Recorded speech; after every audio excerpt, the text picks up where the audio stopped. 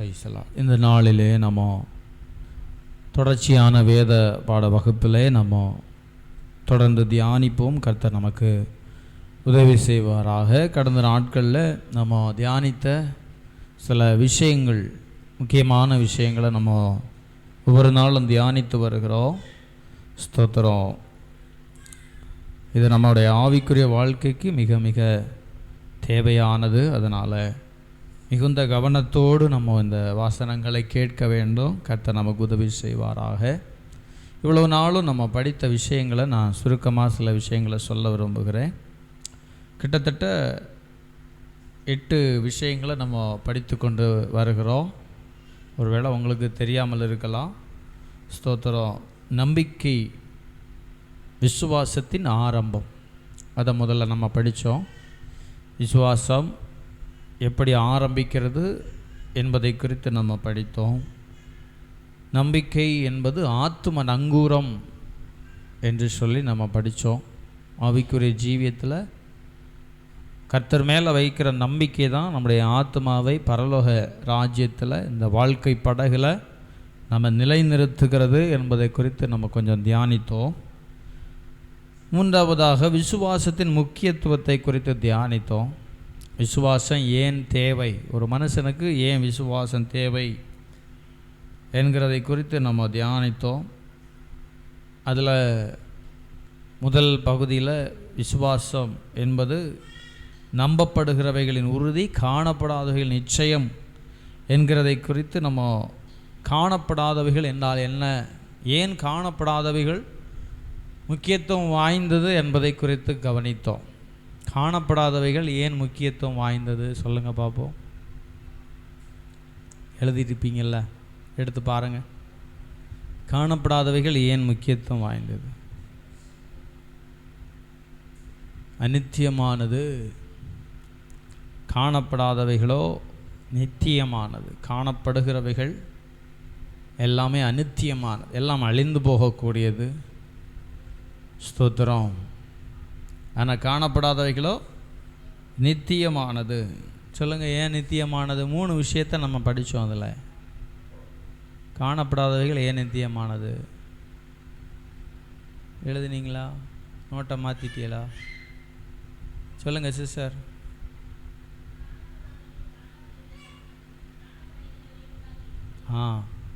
காணப்படுகிறவைகள் எல்லாம் காணப்படாதவைகளால் உண்டானது. அதனால் காணப்படாதது பெருசு.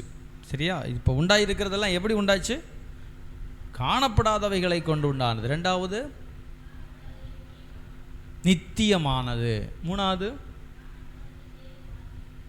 காணப்படாதவைகளுக்குள்ள தேவ வார்த்தைகள் மறைந்திருக்கிறது.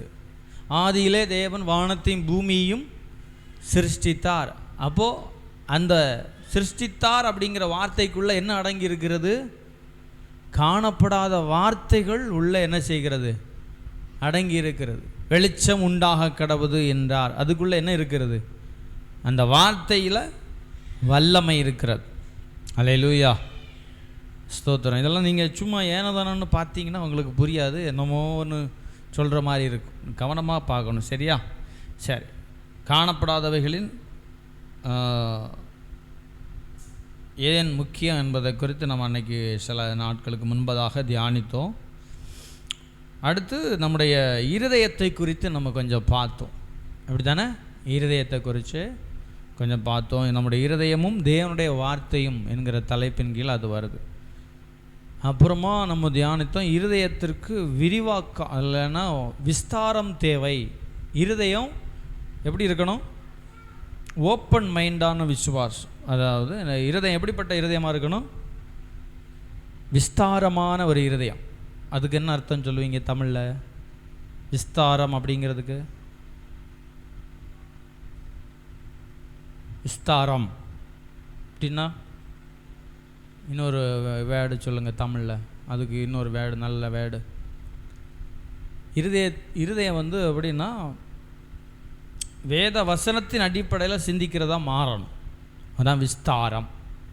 ஏதோ குறுகிய கண்ணோட்டத்தோடு நம்ம என்ன செய்யக்கூடாது? பார்க்கக்கூடாது. அதை குறித்து நம்ம சில விஷயங்களை இன்றைக்கி பார்ப்போம். ஸ்தோத்திரம். இப்படி சில விஷயங்களை நம்ம கற்றுக்கொண்டு வருகிறோம். இருதய விஸ்தாரத்தை குறித்து நம்ம கொஞ்சம் தியானித்தோம்.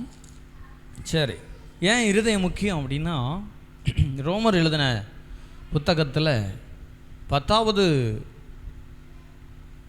அதிகாரம் 9வது வசனம். ரோமர் 10:9 வாசிங்க. கர்த்தராகிய இயேசுவை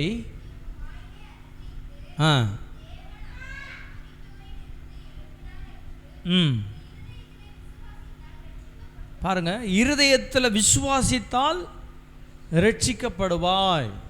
இது உள்ளான மனிதனை குறிக்கிறது. இருதயம்னா என்னது? எழுதிக்கோங்க, பக்கத்தில் எழுதி வச்சுக்கோங்க. உள்ளான மனிதன் அப்படின்னா என்னது?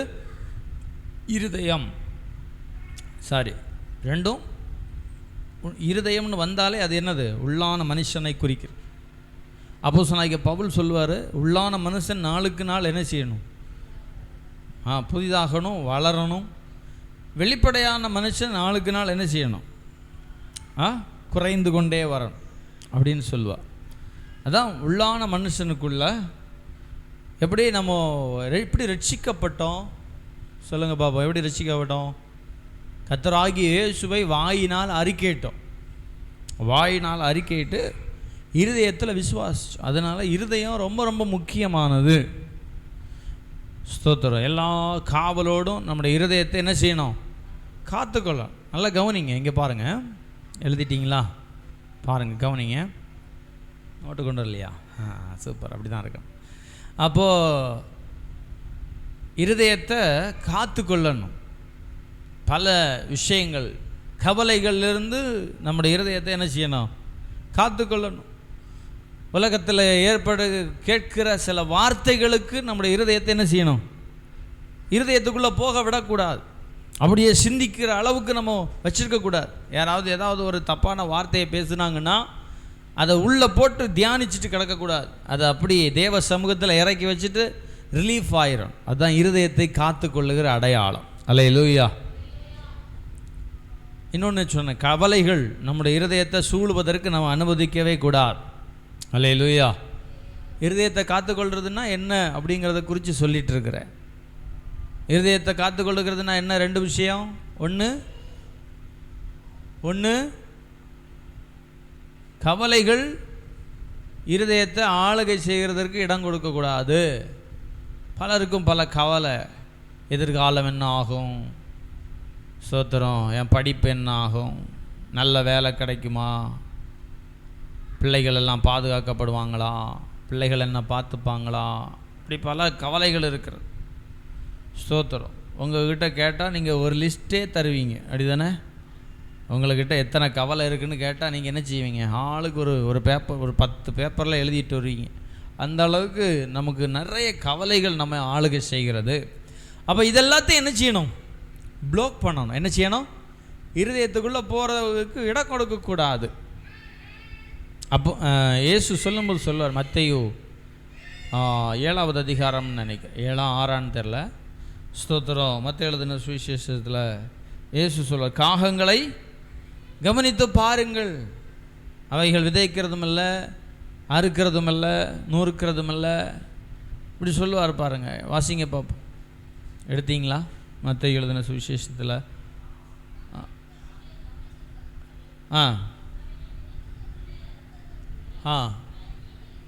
களஞ்சியங்களில் சேர்க்கிறதும் இல்லை.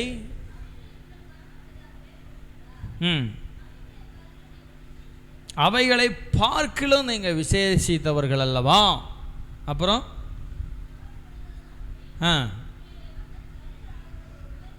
ஒரு முழத்தை கூப்பிட்டுவான். அப்படி சொல்கிறார் பாருங்க இயேசு. இதை மத்தேயு 6வது அதிகாரம் 27, 28 நீங்கள் வாசிங்கன்னா, 30வது வசனத்தை நீங்கள் வாசிங்கன்னா அங்கே சொல்லப்பட்டிருக்கு அற்ப விசுவாசிகளே அப்படின்னு சொல்கிறார். இதெல்லாம் சொல்லிட்டு கவலைப்படாதீங்க அப்படின்னு சொல்லிட்டு என்ன சொல்கிறாரு? அற்ப விசுவாசிகளேங்கிற வேர்டை யூஸ் பண்ணுறார். அப்போ கவலைப்படுகிறதெல்லாம் யார்? சொல்லுங்க சத்தம்மா. அற்ப விசுவாசிகளே.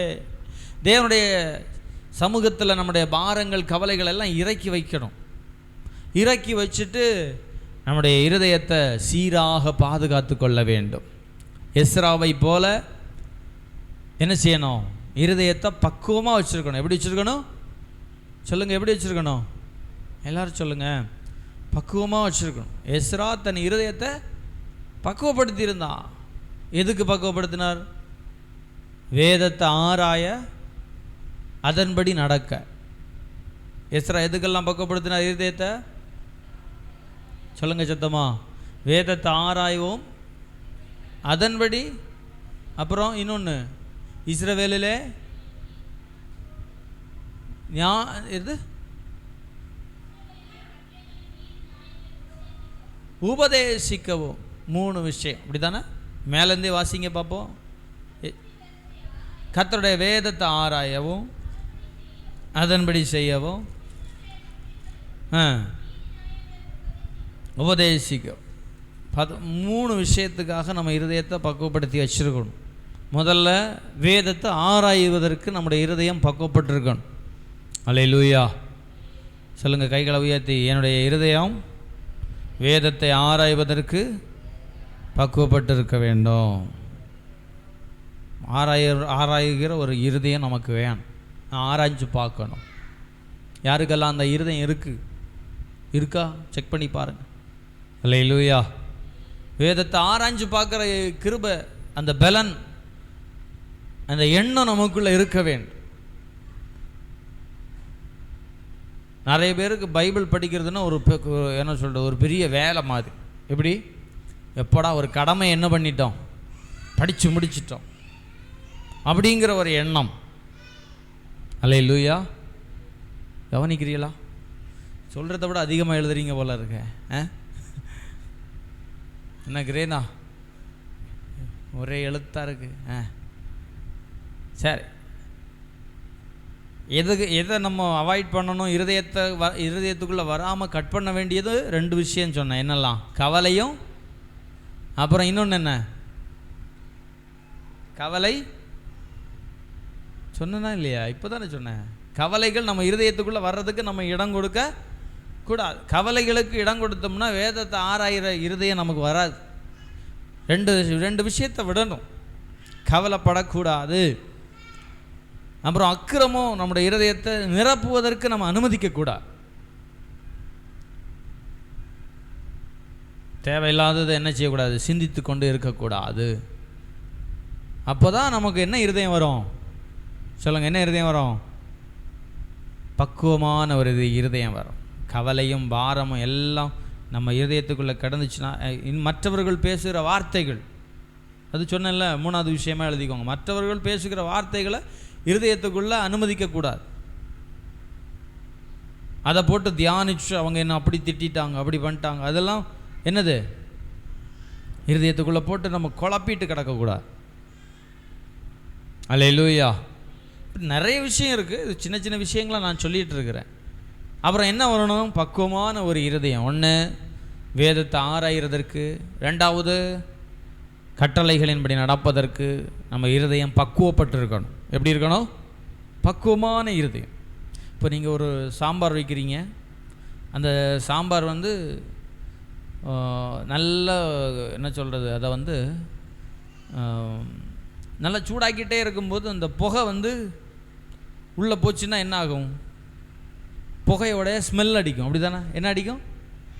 புகையோடைய ஸ்மெல். அப்போ அந்த சாம்பார் ஒரு டேஸ்ட்டில் கொஞ்சம் வித்தியாசம். அது பக்குவப்பட்ட சாம்பாரா? என்ன சாம்பார் அது? நீங்கள் என்ன சொல்லுவீங்க? அதுக்கு பேர் சொல்லுவீங்களே? தீஞ்சு போச்சு. அப்படி தானே? என்ன ஆயிடுச்சு? தீஞ்சு போயிடுச்சு. அப்போ நம்ம இருதயம் எப்படிப்பட்ட இருதயமாக இருக்கணும்? சொல்லுங்கள், எப்படிப்பட்ட இருதயமாக இருக்கணும்? பக்குவப்பட்ட இருதயம். ஹல்லேலூயா. சத்தமாக சொல்லுங்கள், ஹல்லேலூயா. ஸ்தோத்திரம். தாவீது இருதயத்துக்கு ஏற்றவன் அப்படின்னு சொல்கிறார். தாவீது 3 இடங்களில் பாவம் செய்தார். எத்தனை இடம்? 3 இடங்களில் பாவம் செய்தார். அந்த 3 இடத்துலையும் கர்த்தருடைய சமூகத்தில் விழுந்து, ஆண்டவரே என்னை மன்னியும், இனிமேல் நான் இப்படி நடக்காமல் பார்த்துக்கொள்ளுங்க, எனக்கு உதவி செய்யுங்க அப்படின்னு ஆண்டவருடைய சமூகத்தில் கெஞ்சினார் பாருங்க. அல்லேலூயா. தவறே செய்யாத மனுஷன் இல்லை தாவீது. நம்ம குற்றம் கண்டுபிடிக்கணும்னா தாவீதை ஆளாக குற்றவாளியாக நிறுத்துறதுக்கு நம்மளால் முடியும். நிறைய வசனம் இருக்குது. ஆனால் தாவீதை ஆண்டவர் தன்னுடைய இருதயத்துக்கு ஏற்ற மனுஷனாக பார்க்கறதுக்கு என்ன காரணம் சொல்லுங்கள்? என்ன காரணம்? தாவீது மன்னிப்பு கேட்குற ஒரு இருதயம் அவனுக்குள்ளே இருந்துச்சு. அல்லேலூயா. மறுபடியும் தேவ சமூகத்தில் வருவான். தேவ சமூகத்தில் ஆண்டவரிடத்தில் மன்றாடி, ஆண்டவரே நான் செய்தது தவறு தான். இப்போ நாத்தான் தீர்க்கதரிசி சொல்கிறாரு, அந்த மனுஷன் நீ தான் அப்படின்னு சொன்ன உடனே தாவீதுக்கு உடனே ஒரு மன வருத்தம், அந்த என்ன சொல்கிறது, மனசுக்குள்ளே ஒரு குத்தப்படுகிற நிலைமை வந்துச்சு பாருங்கள். அப்போ உடனே என்ன பண்ணுவான்? தேவ சமூகத்தில் அழுது புலம்பி, அப்படி தானே 51ஆம் சங்கீதத்தில் நம்முடைய இரட்சத்தின் சந்தோஷத்தை திரும்பவும் எனக்கு தாரும் அப்படின்னு அழுது புலம்பி கேட்குற ஒரு இருதயம் தாவீதுக்குள்ளே காணப்பட்டது. அல்லேலூயா. அப்போது அதுதான் நம்முடைய வாழ்க்கையில் அதைத்தான் கர்த்தர் நம்முடைய வாழ்க்கையில் எதிர்பார்க்கிறா, மறந்து போகக்கூடாது. சரி, அப்போது இருதயத்தின் இப்போ நம்ம படிச்சுட்ருக்கிற பாடம் என்ன பாடம் படிச்சுட்ருக்கோம் அப்படின்னா, ஸ்தோத்திரம், இருதயத்தின் விஸ்தாரம் அப்படிங்கிற அடிப்படையில் தான் நம்ம படிச்சுட்ருக்கிறோம். ஸ்தோத்திர, கர்த்தர் நமக்கு உதவி செய்வாராக.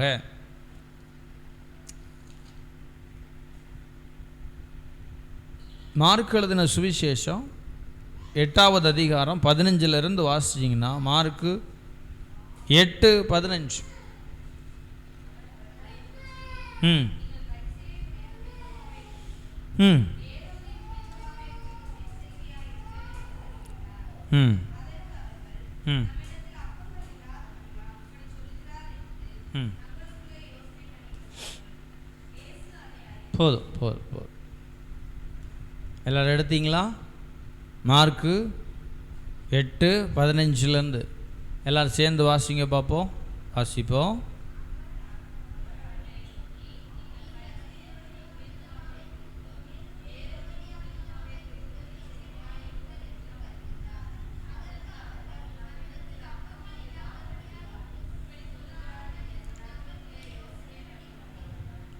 பரிசேயருடைய புளித்த மாவை குறித்து சீஷர்களிடத்தில் சொல்கிறார். அவங்க இருதயம் எப்படி இருந்துச்சுன்னு பாருங்கள். அவங்க இருதயம் எப்படிப்பட்ட இருதயமாக இருந்துச்சுன்னா, இயேசு ஒரு விஷயத்தை சொல்ல வர்றார். 8வது அதிகாரம் 15வது வசனத்தில் பரிசேயரை குறித்து, அவர்களுடைய புளித்த மாவை குறித்து எச்சரிக்கையாயிருங்கள் அப்படின்னு சொல்கிறார். ஆனால் சீஷர்கள் எதை புரிஞ்சுக்கிறாங்க? சீஷர்கள் என்ன எதை புரிஞ்சுக்கிறாங்க?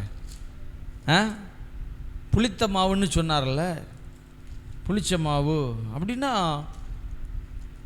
இயேசு சாப்பாடை குறித்து தான் ஏதோ ஒன்று சொல்ல வர்றாரு போல். அப்போ அப்படி அவங்களுடைய இருதயம் அப்படி இருந்துச்சு. இன்னும் சொல்லப்போனால் அவங்க படிப்பறிவு ரொம்ப அதிகமானவங்க கிடையாது, படிப்பறிவு குறைந்தவர்கள். அல்லேலூயா. நமக்கு படிப்பறிவு நிறைய இருக்குது, அப்படி தானே? 1லேருந்து 10ஆம் கிளாஸ் வரைக்குமாவது நம்ம என்ன செஞ்சுருப்போம்? படிச்சிருப்போம், அப்படி தானே? அதுவே பெரிய படிப்பு தான் நமக்கு. ஆனால் சீஷர்களுக்கு அந்த படிப்பு கூட 2000 வருஷத்துக்கு முன்னாடி 10ஆம் கிளாஸ் வரைக்கும் இருந்திருக்குமா? வாய்ப்பு குறைவு தான். அப்படி இருந்தால் கூட எல்லாரும் என்ன செய்ய முடியாது? படிக்க முடியாத ஒரு சூழ்நிலை அவர்களுக்கு காணப்பட்டது. அல்லேலூயா. இருந்தாலும் இயேசுவோடு கூட இருந்தவங்க, இதுதான் முக்கியமான விஷயம், இயேசுவோடு கூட இருந்தவர்கள் ஆனால் விசுவாசத்தில் வளரவில்லை. அல்லேலூயா. 15வது வசனம் சொல்கிறாரு, இயேசு அவர்களை நோக்கி, நீங்கள் பரிசேயருடைய புளித்த மாவை குறித்தும் ஏரோதின் புளித்த மாவை குறித்தும் எச்சரிக்கையாயிருங்கள் என்று கற்பித்தார். 16வது வசனம், அதற்கு அவர்கள், நம்மிடத்தில் அப்பங்கள் இல்லாதபடியினால் இப்படி சொல்லுகிறார் என்று தங்களுக்குள்ளே யோசனை பண்ணி கொண்டார்கள். இது ஒரு எக்ஸாம்பிள். என்ன எக்ஸாம்பிள்னா, இந்த பரிசேயருடைய புளித்த மாவு அப்படின்னா, பழைய ஏற்பாட்டிலையும் புதிய ஏற்பாட்டிலையும் புளித்த மாவு அப்படின்னு வந்தாலே அவர்களுடைய ஒரு கெட்ட விஷயத்தை ரிஃப்ளெக்ட் பண்ணுற மாதிரியான ஒரு வார்த்தை தான் புளித்த மாவு. சொல்லுங்கள், புளித்த மாவு. அது ஒரு கெட்ட விஷயத்தை ரிஃப்ளெக்ட் பண்ணுது. ஆனால் சீஷர்கள் என்ன நினைக்கிறாங்க? அப்பங்கள் இல்லாதபடினால இயேசு இப்படி பேசுகிறாரு. அப்போது இவர்கள் என்ன செய்யலை? இயேசு சொன்ன வார்த்தைகளை புரிந்து கொள்ளவில்லை. அவர்களுடைய இருதயம் இன்னும் பக்குவப்படவில்லை. அப்படி தானே? இருதயம் இன்னும் என்ன செய்யலை? பக்குவப்படவில்லை. 17வது வசனத்தை வாசிங்க. ம் ம் ம் இன்னும் சிந்தியாமலும் உணராமலும் இருக்கிறீர்களா? இன்னும் உங்கள் இருதயம் கடினமாயிருக்கிறதா? உங்களுக்கு கண்களிலிருந்தும் காணாதிருக்கிறீர்களா? காதுகளிலிருந்தும் கேளாதிருக்கிறீர்களா? சேர்ந்து வாசிங்க. நினைவு கூறாமலும் இருக்கிறீர்களா? 19வது வசனம் சேர்ந்து வாசிங்க. நான் 5 அப்பங்களை 5000 பேருக்கு பங்கிட்ட போது மீதியான துணிக்கைகளை எத்தனை கூட நிறைய எடுத்தீர்கள் என்று கேட்டார். 12 என்றார்கள். நான் 7 அப்பங்களை 4000 பேருக்கு பங்கிட்ட போது மீதியான துணிக்கைகளை எத்தனை கூடை நிறைய எடுத்தீர்கள் என்று கேட்டார். 7 என்றார்கள். அப்படியானால் நீங்கள் உணராதிருக்கிறது எப்படி என்றார். அப்படியே முடிச்சிட்டார். அதுக்கு மேலே எதுவுமே சொல்லலை. இந்த ஸ்டோரி அப்படியே கட்டான மாதிரி இருக்குது. அப்படி தானே? அதோட முடிஞ்ச மாதிரி, சொல்லி கொடுக்காத மாதிரி இருக்கு. சரி, நீங்கள் படிச்சிங்கள்ல, உங்களுக்கு என்ன தெரியுது? இது பைபிள் ஸ்டடி ஆனதுனால உங்களுக்கு பேசுகிறதுக்கு அனுமதி தரப்படுது. இயேசு கேட்குறாரு. எல்லோரும் சேர்ந்து வாசிங்க பாப்போம். முதல்லேருந்தே வாசிங்க. 18லேருந்து 19, 20 ஆகிய வசனங்கள் எல்லோரும் சேர்ந்து வாசிங்க பாப்போம். நான் 5 அப்பங்களை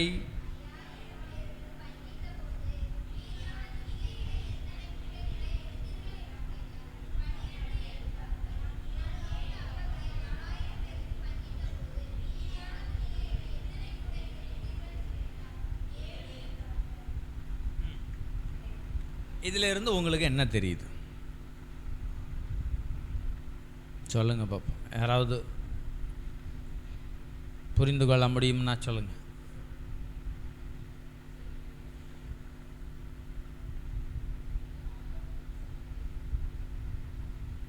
புளித்த மாவின் பிரசங்கத்தை குறித்து சொன்னார்.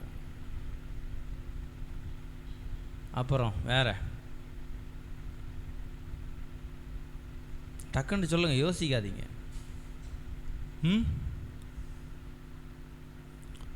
பரிசேயருடைய புளித்த மாவுன்னு சொல்லிட்டு அப்புறம் சொல்கிறாரு, அதனுடைய தொடர்ச்சியாக என்ன சொல்கிறாரு? இப்போ சீஷர்கள் புளித்த மாவுன்னு சொன்னோன்னே எதை யோசித்தாங்க? சாப்பாடை யோசிக்க ஆரம்பிச்சிட்டாங்க. என்ன நினைக்கிறாங்க? நம்ம சாப்பாடு கொண்டு வராதனால தான் இயேசு என்ன செய்கிறாரு? நம்மளை திட்டுறதுக்காக புளிச்ச மாவுன்னு நம்மளை என்ன செய்கிறாரு சொல்கிறார். அப்போ புளிச்ச மாவை பற்றி சொல்கிறார். அப்போ அவங்களுடைய சீஷர்களுடைய கவலை என்ன? சாப்பாடு இல்லை. சீஷர்களுடைய கவலை என்ன? இயேசு சாப்பாடுலேயே கண்ணாக இருக்கார். நமக்கு சாப்பாடு இல்லாதனால தான் இயேசு புளித்த மாவுன்னு சொல்கிறார். அப்போ சீஷருடைய கவலையை சொல்லி கொடுக்குறார். சீஷருடைய கவலையை சொல்லி விளக்குறாரு. எப்படி, என்ன விளக்குறாரு? அந்த 2 வசனத்தையும் வாசிச்சிங்களா? 2 வசனத்தில் என்ன புரிஞ்சுது உங்களுக்கு? 5 அப்பத்தை எத்தனை பேர் கொடுத்தாரு? 5000 பேர் கொடுத்தாரு. 5 5000. அப்புறம் 2வது வசனத்தில் 7 4000. இதுலேருந்து என்ன புரியுது? எதுவும் புரியலையா? யோசிச்சா தானே புரியும். சொல்லுங்க. 5 5000 மாறிச்சு, 7 4000 மாறிச்சு. இதுலேருந்து என்ன புரியுது? ஒரு தட்டை கொடுங்க மண்டையில், ஏதாவது உதிக்குதான்னு பார்ப்போம். சொல்லுங்கள். சிஸ்டருக்கு ஏதோ தெரியுது போல இருக்கு. வின்சி சிஸ்டர் ஏதோ தெரியுது போல இருக்கு. சொல்லுங்க.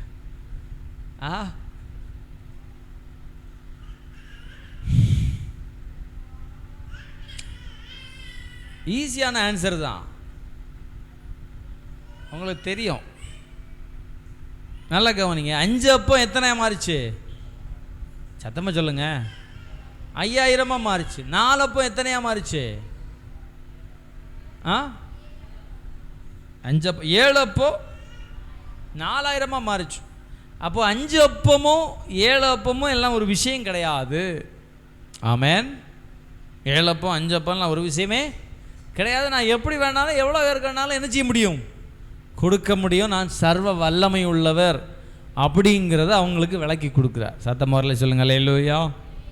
சரி, இப்போ நீங்கள் சொல்லுங்கள், ஏன் இந்த 2 வசனத்துலேருந்து என்ன புரிஞ்சுது உங்களுக்கு தெரியுதான்னு பார்ப்போம். நான் சொன்னதை திருப்பி சொல்ல போகிறீங்க. எதனால் அப்படி சொன்னார்? புரிய வச்சு தான் போகணும்.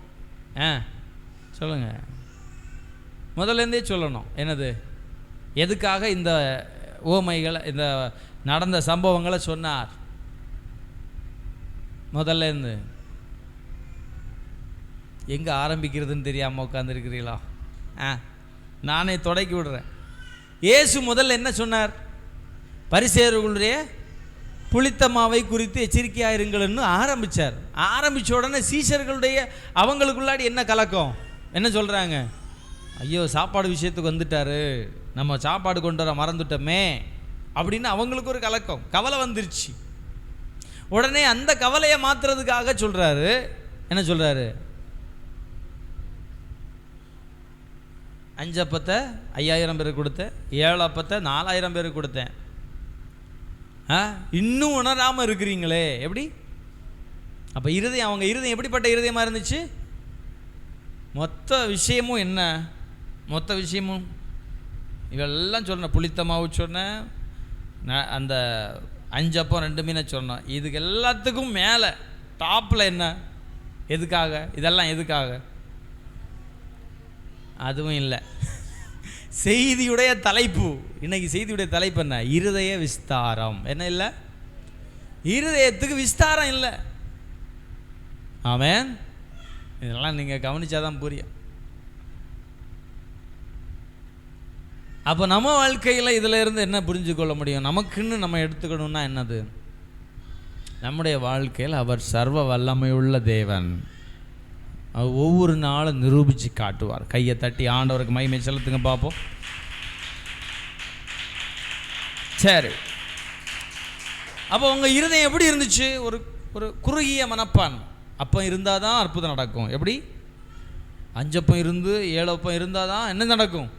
அவர் பிரிக்க முடியும், அவர் பெருசாக மாற்ற முடியும் அப்படிங்கிற இருதயம், குறுகின மனப்பான்மை. இருதயத்தில் விஸ்தாரம் இல்லை. இருதயத்தில் என்ன இல்லை? விரிவு இல்லை. நமக்கு என்ன இருக்கணும்? வேத பாட வகுப்புக்கு வர்றவங்களுக்கு ஆவது என்ன இருக்கணும்?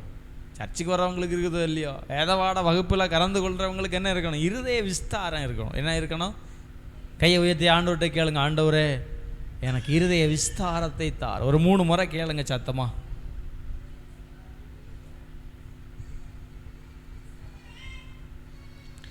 ஏசப்பா எனக்கு இருதயத்தின் விஸ்தாரத்தை தாரும். அல்லேலூயா. வேணுமா வேண்டாமா? விசுவாசத்தில் வளர்கிறதுக்கான பேஸ்மெண்ட், படிக்கட்டு தான் நம்ம சொல்லிகிட்டு இருக்கிறோம். இந்த படியெல்லாம் தாண்டினா தான் எங்கே போக முடியும்? இது எத்தனாவது படி? எத்தனாவது படியில் ஏறிட்டுருக்கோம்? 6வது படி ஏறிட்டுருக்கோம். எத்தனாவது படி? 6வது படியில் ஏறிட்டுருக்கோம். மொதல் படி, 2வது படி, 3வது படி, 4வது படி, 5வது படி, 6வது படி ஏறி இன்னும் போகும்போது தான் நம்ம விசுவாசத்தில் வளர முடியும். ஆமென். நான் சொல்கிற ஒவ்வொரு சப்ஜெக்டும் முக்கியமானது. அதனால தான் கண்டிப்பாக எழுதணும். சரியா? இது ஆன்லைனில் கிடக்கும், யூடியூப்பில் கிடக்கு, ஆடியோ ஃபார்மேட்டில் இருக்கும். நீங்கள் எல்லா செய்தியும் கேட்கலாம். இது 16வது பகுதி. எத்தனாவது பகுதி? 16வது பகுதி. இந்த குரூப்பில் எல்லாம் நான் போடுவேன்.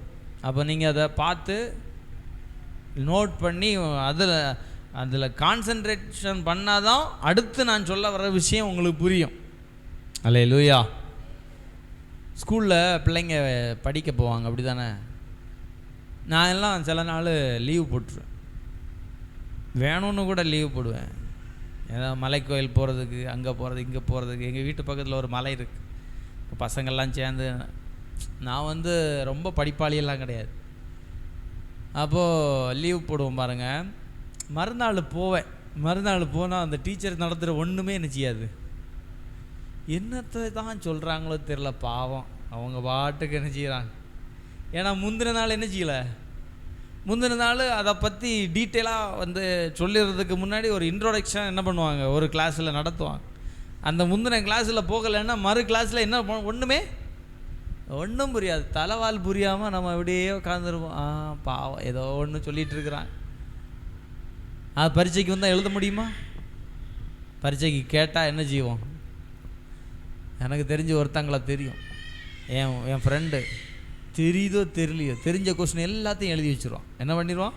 தலைப்பு போட்டு கொஸ்டின், 1ஆம் கொஸ்டின், 2ஆம் கொஸ்டின், 3ஆம் கொஸ்டின் படித்த எல்லா ஆன்சரும் எழுதி வச்சு அப்படி லைனாக எழுதி வச்சுருவான்.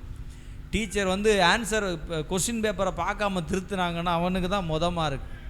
ஏன்னா தெரிஞ்ச எல்லா ஆன்சரும் அதில் இருக்கும். நான் எதுக்கு இதை சொல்கிறேன்னா, இதுக்கு முன்னாடி எடுத்த பாடங்களை நீங்கள் படிக்காமல் இருந்தீங்கன்னா இந்த விசுவாச வாழ்க்கை குறித்து, விசுவாசத்தில் வளர்கிறத குறித்து என்ன செய்ய முடியாது, அடுத்த ஸ்டெப்பில் போக முடியாது. அதுக்கு தான் நான் சொன்னேன், நீங்கள் சும்மா இருக்கிற நேரம் யூடியூப்பில் ஆன் பண்ணி பாருங்கள், நான் அந்த லிங்கை போடுவேன், நீங்கள் அதில் பார்த்து படிங்க. சரியா? அல்லேலூயா. யூடியூப்பில் போடுறதுனால உங்களுக்கு எப்போ வேணாலும் என்ன செய்யலாம், அதை உங்கள் டைம் கிடைக்கும்போது கேட்கலாம். நோட்ஸ் எடுக்கணும், எழுதி நோட்ஸ் எடுக்கணும், அந்த விருப்பம் இருக்கணும் உங்களுக்கு. அவர் சொல்லிட்டு போகிறாரு, எங்க பாருங்கள் நான் எழுதி வச்சுருக்கிறேன் பாருங்கள், நோட்ஸ் எடுத்து எழுதி வச்சுருக்கிறதுனால தான் எனக்கே ஞாபகம் இருக்குது. தலைப்பெல்லாம் எழுதி வச்சுருக்கிறேன் பாருங்கள், எத்தனை தலைப்பு, 54 தலைப்பு இருக்குது. எத்தனை தலைப்பு? 54 தலைப்பு இருக்குது. அதில் 6ஆவதுல தான் நம்ம நிற்கிறோம், 6ஆவது பாயிண்டில் நிற்கிறோம். யோசிச்சு பாருங்கள். ஆனால் 15 பிரசங்கம் முடிஞ்சுது. நான் எதுக்கு இது சொல்கிறேன்னா, இதெல்லாம் முன்னாடி உள்ளதெல்லாம் என்ன செய்யணும், கொஞ்சம் ரிவைன் பண்ணி பார்த்து நீங்கள் அதை நோட் பண்ணி அதை ஒரு நல்ல ஒரு தனி நோட்டாக போட்டால் கூட பிரச்சனை இல்லை. இது அந்த பிரசங்கம் நீங்கள் சர்ச்சில் கொண்டு வர்ற பிரசங்கம் அது தனி நோட்டு, இதை தனி நோட்டாக போடுங்க. சரியா? அப்போ வந்து உங்களுக்கு குழம்பாமல் தேடி தேடி பார்க்க தேவையில்லை. முந்தின இதெல்லாத்தையும் நீங்கள் எடுத்து பார்த்தீங்கன்னா ஈஸியாக புரியும். விசுவாசத்தில் வளருவது எப்படி, இது ரொம்ப முக்கியமானது. அல்லேலூயா. ஆபிரகாம் விசுவாசித்தான், ஆபிரகாம் விசுவாசத்தில் வல்லவனாய் மாறினான். ஆபிரகாம் விசுவாசத்தில் வல்லவனாய் மாறினதுனால தான் விசுவாசத்தில் தகப்பன் அப்படிங்கிற ஒரு ஸ்தானத்தில் வந்தான். அல்லேலூயா. இது நீங்கள் வேறு யாருக்கு வேணாலும் கற்றுக் கொடுக்கலாம். சரியா? நீங்கள் சாகிறதுக்கு முன்னாடி ஊழியக்காரியாக மாறி சாகணும். ஆமேன் சொல்லுங்கள். எப்படி சாகணும்?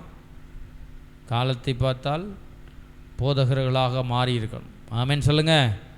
அப்போ இந்த நோட்டை நீங்கள் எடுத்து வச்சு நீங்கள் என்ன செய்யணும், தியானிச்சிங்கன்னா உங்களுக்கு நிறைய விஷயங்கள் ஆண்டவர் வந்து உங்களுக்கு சொல்லி தருவார். உங்கள் வாஞ்சையை பார்ப்பார். எப்படி இவங்க சர்ச்சில் வந்து ஏதோ சாதா கூட்டத்தை மாதிரி அட்டன் பண்ணுறாங்களா, இல்லை விசுவாசத்தில் வளரணும்னு நினைக்கிறாங்களா அப்படிங்கிறதெல்லாம் ஏசப்பா என்ன செய்வார், கவனிப்பார். சரியா? உங்களுக்கு நேரம் கிடைக்கிறப்போ என்ன செய்யணும், யூடியூப்பில் போய் பார்த்து நீங்கள் பார்த்தீங்கன்னா அதில் கமெண்டில் போடணும், அது பார்த்துட்டேன் அப்படின்னு கமெண்ட் பண்ணுங்க. சரியா? அப்போ தான் நான் பார்ப்பேன். பரவாயில்ல, சும்மா போய் கமெண்ட் பண்ணி வச்சிடாதீங்க. அல்லேலூயா. படிக்க படிக்க படிக்க படிக்க நான் சில செய்திகளெல்லாம் கேட்பேன் பாருங்கள். அந்த செய்தியை வந்து நிறைய முறை கேட்பேன். ஒரு முறை கேட்டு புரியலைன்னா திருப்பி ஒரு 2 முறை 3 முறை போட்டு போட்டு போட்டு பார்ப்பேன். அப்படி வந்து புரியாததை புரிகிறதுக்கு நம்ம எவ்வளோ வேணாலும் என்ன செய்யலாம், கேட்டு பார்க்கலாம். அதனால் உங்களுக்கு டபுள் என்ன சொல்கிறது வாய்ப்பு. எங்கேயும் நீங்கள் கேட்குறீங்க, உங்களுக்கு புரியாததை இதுக்கு முன்னாடி என்ன சொன்னார் அப்படிங்கிறது அங்கே போய் கூட என்ன செய்யலாம், பார்க்கலாம். சரியா? சரி. அப்போது நான் என்ன சொன்னேன், இருதய விஸ்தாரம் நமக்கு தேவை. இருதய விஸ்தாரம் நமக்கு தேவை. இன்னொரு விஷயத்தை நான் சொல்கிறேன் பாருங்கள். இயேசு நாசரேத்து ஊரில் வந்தார். மத்தேயு 13வது அதிகாரம் திருப்புங்க. மத்தேயு 13வது அதிகாரம் 58வது வசனத்தை வாசிங்க பார்ப்போம். மத்தேயு 13:58.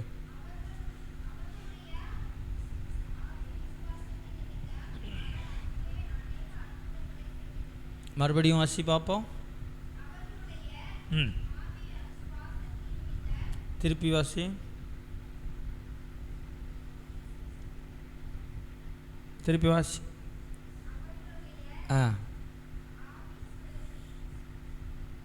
திருப்பி வாசி. அவர்களுடைய அவிசுவாசத்து நிமித்தம் வாசி தொடர்ந்து.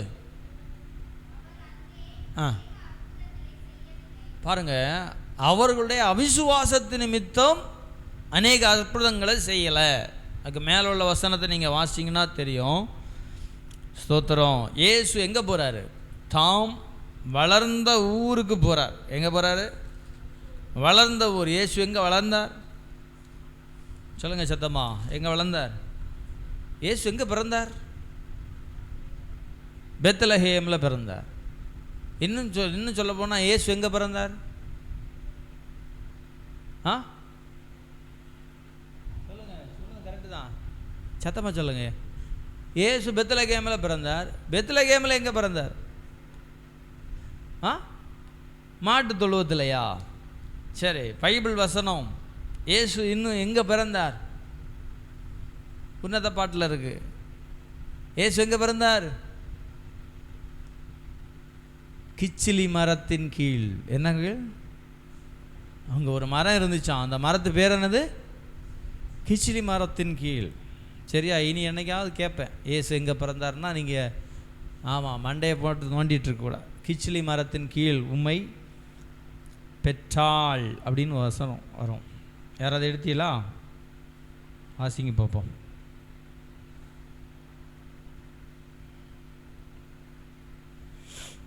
கிச்சிலி மரத்தின் கீழ்.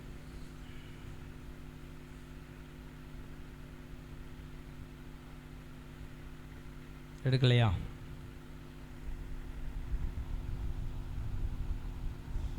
சாரி, உன்னத பாட்டு 8:5.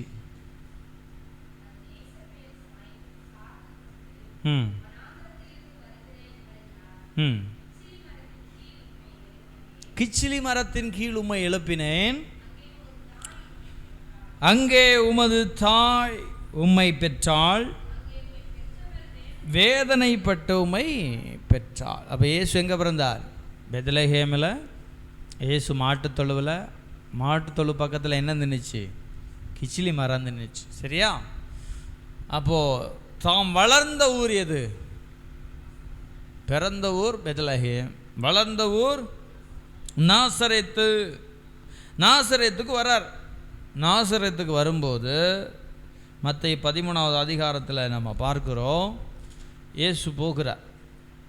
54வது வசனத்தில் சொல்லப்பட்டிருக்கு, தாம் வளர்ந்த ஊரிலே வந்து ஜெபாலயங்களில் உபதேசம் பண்ணினா. அவர்கள் ஆச்சரியப்பட்டு இவனுக்கு இந்த ஞானமும் பலத்த செய்களும் எப்படி வந்தது? 55, இவன் தச்சனுடைய குமாரன் அல்லவா? இவன் தாய் மரியாள் என்பவள் அல்லவா? யாக்கோபு, யோசே, சீமோன், யூதா என்பவர்கள் இவனுக்கு சகோதரர் அல்லவா? இவன் சகோதரிகள் எல்லாரும் நம்மிடத்தில் இருக்கிறார்கள் அல்லவா? இப்படி இருக்க இதெல்லாம் இவனுக்கு எப்படி வந்தது என்று சொல்லி அவரை குறித்து இடரல் அடைந்தார்கள். என்ன அடைந்தார்கள்? இடரல் அடைந்தார்கள். அப்புறம் அதனால் இதெல்லாம் இடரல் அடைந்ததுனால என்ன நடந்துச்சு? அவர்களுடைய அவிசுவாசத்து நிமித்தம் 58வது வசனம், அவர் அங்கே அநேக அற்புதங்களை செய்யவில்லை. இது சபையில் நடக்கும். எப்படி நடக்கும் தெரியுமா? புதுசாக ஒரு பாஸ் வந்தார்னா அவர் மேலே விசுவாசம் பயங்கரமாக இருக்கும். ஆனால் சபை பாஸ் மேலே என்ன இருக்காது? அந்த அளவுக்கு விசுவாசம் இருக்காது. நான் சொல்கிறது விளங்குதா அவங்களுக்கு? இப்போ ஒரு கன்வென்ஷன் பாஸ் வர்றாருன்னு வச்சோங்களேன். கன்வென்ஷனுக்கு ஒரு பாஸ் வர்றாரு, அவர் மேலே ஒரு விசுவாசம் வரும். நமக்கு சொல்லாமலே தெரியாமல், நமக்கே தெரியாமல் ஒரு விசுவாசம் வரும். தெரியுமா உங்களுக்கு? நாங்கள் எல்லாம் அதை அனுபவப்பட்டிருக்கோம். ஆமென். அல்லேலூயா, அல்லேலூயா.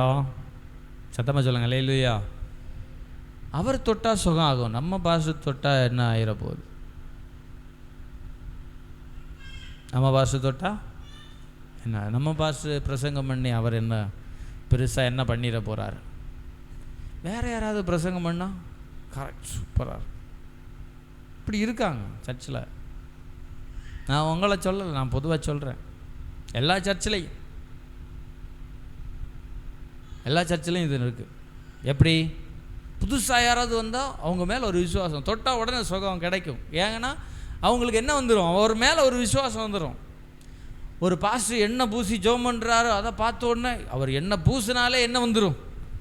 அந்த விசுவாசம் நமக்குள்ள ஆட்டோமேட்டிக்காக வந்துடும். எல்லாருக்குள்ளேயும் அது இருக்கும். புரியுதா உங்களுக்கு? நான் சொல்கிறது எத்தனை பேருக்கு விளங்குது? ஒரு அல்லையா சொல்லுங்க. விளங்குதா இல்லையா? விளங்குது தானே? இது ஒரு இப்போ சர்ச்சு பாஸ்ட் தலையில் கவிச்சு ஜோம் பண்ணால் சரியாகுமா? அந்த விசுவாசம் நமக்குள்ளே என்ன செய்யாது, சீக்கிரத்தில் வராது. நான் சொல்கிறது புரியுதா உங்களுக்கு? இயேசுவுக்கே இந்த பிரச்சனை வந்துச்சு, அதானே சொல்லப்பட்டிருக்கு. இயேசு சொல்கிறாரு 57வது வசனம், இயேசு அவர்களை நோக்கி, தீர்க்கதரிசி ஒருவன் தன் ஊரிலும் தன் வீட்டிலுமே அன்றி வேறெங்கும் கனவீனம் அடையான் என்றார். அப்படின்னா என்ன அர்த்தம்? அவர்களுடைய அவிசுவாசத்து நிமித்தம். அவிசுவாசம் என்ன சொல்கிறாங்க? எல்லாரும் சேர்ந்து வாசிங்க பார்ப்போம். 55வது வசனம், இவன் தச்சனுடைய குமாரன் அல்லவா, இவன் தாய் மரியாள் என்பவள் அல்லவா, யாக்கோபு, யோசே, யூதா, சீமோன், யூதா என்பவர்கள் இவர்களுக்கு சகோதரர்கள். இதெல்லாம் இவர் நம்ம ஆள். இவர் யாரு? நம்ம ஏரியாக்காரரு. அவர் வேலை என்னது? அவங்க அப்பா என்ன வேலை? ஆசாரியார் வேலை, மர வேலை செய்கிறவர். அவரை பற்றி நமக்கு தெரியும். அவருடைய கூட பிறந்தவங்க நமக்கு தெரியும். யாக்கோபு, யோசே, யூதா, சீமோன், 4 அண்ணன் தம்பிமார். இயேசுக்கு எத்தனை தம்பிமார்? யாராவது கேட்டால் சொல்லணுன்னா ஏதாவது பாஸ்டர் கேட்பார் தெரியாதனமா. நம்ம விசுவாசிக்கு என்ன செய்யணும்? ரெக்கார்டு வேறு ஆகிட்டுருக்கு. நம்ம விசுவாசிக்கு என்ன செய்யணும்? சொல்லிக் கொடுக்கணும். யாக்கோபு, யோசே, யூதா, சீமோன். அப்புறம் சகோதரிகள் கூட இருக்காங்க. இவனுடைய சகோதரிகள் எல்லாரும் நம்மிடத்தில் இருக்கிறார்கள் அல்லவா? அப்போ 4 + சகோதரிகள் அப்படின்னா 2 சொல்லலாம் இல்லையா? 2க்கு மேலே 4 + 6, 4 + 2 6, இயேசுவை சேர்த்தா 7. அப்போ இயேசுவின் குடும்பத்தில் மரியாளுக்கு எத்தனை பிள்ளைங்க? சொல்லுங்க சத்தம்மா. மரியாளுக்கு எத்தனை பிள்ளைங்க? 7 பிள்ளைங்கன்னு 7 + பரலோகம் போனால் கேட்டது நம்ம தெரிஞ்சுக்கலாம். சரியா? போனால் தானே பாஸ்டர். நான் கேட்பேன், போய் கேட்கலான்னு நினச்சிருக்கிறேன். அந்த மைண்ட் இருந்தால் கேட்பேன். இல்லை வேறு மாதிரி நம்ம எப்போல்லாம் துதிக்கிற மைண்டோட பரலோகத்தில் போயிருந்தால் நம்ம துதிச்சிட்டே இருக்கலாம். சரியா? திங்கிறதுக்குன்னு போனோம்னா தின்னுட்டே இருக்கலாம். ஜீவ விருட்சத்தின் கனியை சாப்பிடலாம். ஆமென் சொல்லுங்கள். பரலோகம் நமக்கு ஆயத்தமாக்கப்பட்டு கொண்டிருக்கிறது. கைகளை தட்டி ஆண்டவருக்கு மகிமை செலுத்துங்க பார்ப்போம். பாருங்க, பரலோகத்தை மட்டும் இழந்துடக்கூடாது. என்ன செய்யக்கூடாது? இதோட முடிச்சிடலாம், சப்ஜெக்டை முடிச்சிருவோம். பரலோகத்தை என்ன செய்யக்கூடாது? இழந்து விடக்கூடாது. உங்களுக்காக ஒரு ஸ்தலத்தை ஆயத்தம் பண்ண போகிறேன். இன்றைக்கி மரித்தாலும் எனக்கு சந்தோஷம்னு எத்தனை பேர் சொல்லுவீங்க? ஒரு அலையிலே சொல்லுங்கள் பாப்போம். வரல பற்றிலா சந்தோஷம் இல்லை, சந்தோஷம் இல்லை. இப்போ உங்கள் வாழ்க்கை எதை நோக்கி போயிட்டுருக்கு? உலகத்தை நோக்கி போதா? உலகத்தை நோக்கி போதா? எப்போவுமே ஆயத்தமாக இருக்கணும். ஆமென் சொல்லுங்கள். எதுவும் நம்ம கூட வராது. எதுவும் நம்ம கூட ஒன்றும் வராது. நம்ம வச்சிருக்கிற வீடு, நம்ம சொத்து, நம்ம ஆடு மாடு, நம்முடைய காசு, நம்ம துணிமணிகள், நம்ம வண்டி, ஒன்றுமே என்ன செய்யாது நம்ம கூட வர போகிறதில்ல. நம்ம தான் தனியாக போக போகிறோம். ஆமென் சொல்லுங்கள். அங்கே போய் சொல்லிடாதீங்க நான் கரிசகுலம், எங்கள் பாஸ்டர் பென்னி பாஸ்டரு அப்படின்னு சொல்லிடாது. அல்லேலூயா. இதுக்கு முன்னாடி ஜான்பால் பாஸ்டரு, அதுக்கு முன்னாடி கிங்ஸ்லி பாஸ்டரு, அதுக்கு முன்னாடி சார்லி ராஜம் பாஸ்டரு அப்படின்னு சொல்லிட்டு இருக்காதீங்க அங்கே போய். அல்லேலூயா. சோதரர், அதனால் எங்களை பரலோகத்தில் விடுங்க விட போறியலா இல்லையா அப்படின்னு அங்கே போய் சண்டை போட்டுட்டு இருக்கக்கூடாது. வேதத்தில் சொல்லப்பட்டிருக்குது, ரட்சிக்கப்பட்டவர்கள் எங்கே போவாங்க? உள்ள பிரவேசிப்பார்கள். கர்த்தரால் மீட்கப்பட்டவர்கள் ஆனந்த களிப்புடன் பாடி சியோனுக்கு வருவார்கள். நித்திய மகிழ்ச்சி அவர்கள் தலைமையில் இருக்கும். சஞ்சலமும் தவிப்பும் கைகளை தட்டி ஆண்டவருக்கு மகிமை செலுத்துங்க. சஞ்சலமும் தவிப்பும் ஓடும். ஆமென். அதனால் நல்லா ஜெபம் பண்ணணும், நல்லா எப்போவுமே எதிர்பார்ப்போடு இருக்கணும். இயேசு இன்றைக்கி வந்தாலும் நான் போகணும். ஒருத்தர் ஃபோனில் பேசிகிட்டு இருக்கும்போது சொன்னார், இயேசு ஒருவேளை இந்த வருஷத்தில் வந்தாலும் வருவாரியா, அதனால் நீங்கள் என்ன செய்யுங்க, ஆயத்தமாக இருங்க அப்படின்னு ஒருத்தர் சொன்னார். அல்லேலூயா. ஏன்னா உலகத்தின் சூழ்நிலை அப்படி போயிட்டுருக்கு, என்னென்னமோ எப்படியெல்லாமோ போயிட்டுருக்கு உலகம். ஒரு சைடில் யுத்தம், ஒரு சைடில் மனுஷனுடைய அன்பு தணிந்து போகுது, என்னென்னமோ பாவங்கள், விபச்சாரம், வேசித்தனம் எல்லாம் வளர்ந்து பெருகி கொண்டே போகுது. இன்னொரு சைடில் பார்த்தா போதை வஸ்துக்கள். ஒரு ஊசி போட்டால் அப்படியே ஸ்டக்காகவே நின்றுவாங்களாம். எப்படி? போதை ஊசி. அந்த ஊசியை போட்டால், நான் ஒரு வீடியோவில் பார்த்தேன் பாருங்கள், ஒரு ஸ்ட்ரீட்டு முழுக்க, ஒரு ஸ்ட்ரீட்டில் ரோட்டில் எல்லாம் அங்கங்கேயே நிற்கிறானுங்க. அப்படி இப்படி நிற்கிறான், இப்படி குனிஞ்சு நிற்கிறான், எப்படி எல்லாமோ நிற்கிறான், ட்ரெஸ் இல்லாமல் கிடக்கிறான் ரோட்டில் நின்று, அப்படி நிலையிலே அப்படியே நிற்கிறான். என்னன்னு கேட்டால் போதை. என்னது, நான் வேணா உங்களுக்கு குரூப்பில் போடுறேன், வீடியோ பாருங்கள். அப்படியே நிற்கிறாங்க ஸ்ட்ரீட்டில், அப்படி ரோட்டில் அப்படி அப்படி அங்கங்கேயே நிற்கிறாங்க. குப்பை தொட்டி பக்கத்தில் படுத்துருக்கான், எங்கே கிடக்கிறான்னு தெரில, உடம்பெல்லாம் ஒரே ஈ மொய்க்குது, அவனுக்கு உணர்வே இல்லை. உலகம் இப்படி போகுது பாருங்கள், எப்படிலாம் போகுது பார்த்தீங்களா? அல்லேலூயா. அதே மாதிரி இன்றைக்கி நீங்கள் பார்த்துருப்பீங்க, குரூப்பில் பார்த்தீங்களான்னு தெரில, 3 ஊழியக்காரங்களாக சுட்டு கொண்டு இருக்காங்க மணிப்பூரில். உலகம் எப்படி போகுது பார்த்தீங்களா? அதனால நம்ம எப்போவுமே இயேசுவின் வருகைக்கு ஆயத்தமாக இருக்கணும். அல்லேலூயா. சத்தமாக சொல்லுங்கள், அல்லேலூயா. அதனால் யார்கிட்டையும் சண்டை போடக்கூடாது, யார்கிட்டையும் கசப்பு வெறுப்பு வச்சுருக்கக்கூடாது, சரியா? யார்கிட்டையும் என்ன செய்யக்கூடாது, பேசாமல் இருக்கக்கூடாது. எல்லார்ட்டையும் அன்பாக பேசணும், அன்பாக பழகணும், நல்லா அன்பாக இருக்கணும் எல்லார்ட்டையும். அப்போ தான் இயேசு வந்தால் போக முடியும். அல்லேலூயா.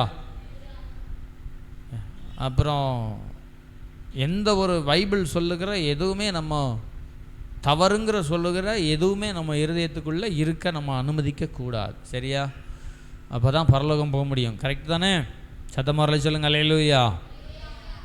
அப்போ இருதய விஸ்தாரத்தை குறித்து நம்ம படிச்சிருக்கிறோம், இன்னும் கொஞ்சம் படிக்கணும். இன்னும் சில விஷயங்கள் நம்ம படிக்க வேண்டியது இருக்குது. இன்றைக்கி நம்ம படிக்கலை, இன்னொரு நாள் நம்ம படிப்போம், அடுத்த வாரத்தில் தொடர்ந்து படிப்போம். இன்றைக்கி வந்தவங்க எல்லோரும் அடுத்த வாரம் வரணும், சரியா?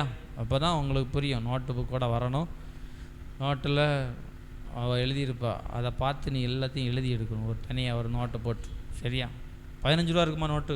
ஒரு நோட்டு 15 ரூபா ஒரு நோட்டை போடுங்க. 15 ரூபா நோட்டு பத்தாது, அது பாட்டுக்கு போயிட்டே இருக்கும். அதை எழுதி தனி நோட்டாக போடணும். நான் பார்ப்பேன் யாரெல்லாம் அப்படி அந்த அறிவு யாருக்கெல்லாம் இருக்குதுன்னு பார்க்கணும். 15 ரூபா அதை செலவு பண்ண முடியாதா? பிள்ளைங்களுக்கு நான் 5 ரூபா மிச்சர் 5 ரூபா, இன்னும் ஒரு 10 ரூபா கூட போட்டால் ஒரு நோட்டு, புது நோட்டு தனி நோட்டாக போடணும். விசுவாச வளர்ச்சி, என் விசுவாச வளர்ச்சி பயணம் அப்படின்னு போட்டு நீங்கள் நோட்டு போடலாம், சரியா? கர்த்தர் உங்களை ஆசீர்வதிப்பார். அல்லேலூயா. அடுத்து தொடர்ச்சியாக என்னென்ன படிக்க போகிறோம் தெரியுமா? விசுவாசத்தின் இருதய விஸ்தாரம். நம்ம எதில் இருக்கிறோம் இப்போது? இருதய விஸ்தாரம். அடுத்து மேன்மைக்கான வழி படிக்க போகிறோம். அப்புறம் விசுவாசத்தின் வியக்கத்தக்க வல்லமை. அப்புறம் நீங்களும் விசுவாசத்தை பெற முடியும். இப்படி நிறைய சப்ஜெக்ட் நம்ம படிச்சுட்டு தான் அதுக்கப்புறம் தான் விசுவாச வீரர்களை பற்றி பார்க்க போகிறோம். கர்த்தர் நம்மை பலப்படுத்துவாராக, ஆசீர்வதிப்பாராக. எல்லாம் ஜெபம் பண்ணுமா? கண்களை மூடி கைகளை உயர்த்தி செபிங்க. ஏசப்பா, நான் விசுவாசத்தில் ஆபிரகாமை போல வளர எனக்கு உதவி செய்யுங்கப்பான்னு கேளுங்க. எல்லோரும் கண்ணை மூடி கைகளை உயர்த்தி ஏசப்பான்னு கூப்பிடுங்க பார்க்கலாம். ஹல்லேலூயா. மிக முக்கியமான ஆமென் ஜெப குறிப்பு ஆண்டவரிடத்தில் ஜெபிங்க. ஹல்லேலூயா. ஆண்டவரே, இந்த நாளிலே என்னை உம்முடைய கரங்களில் ஒப்படைக்கிறேன். இந்த வேத பாட வகுப்பில் விசுவாசத்தை குறித்து எனக்கு கற்றுத்தருகிறபடினால நன்றின்னு சொல்லி ஆண்டவருக்கு நன்றி சொல்லி ஆண்டவரை உயர்த்துங்க பார்க்கலாம். பிரைஸ் எல்லாம், பிரைஸ் எல்லாம். எல்லோரும் கைகளை உயர்த்தி ஜெபிப்போம்.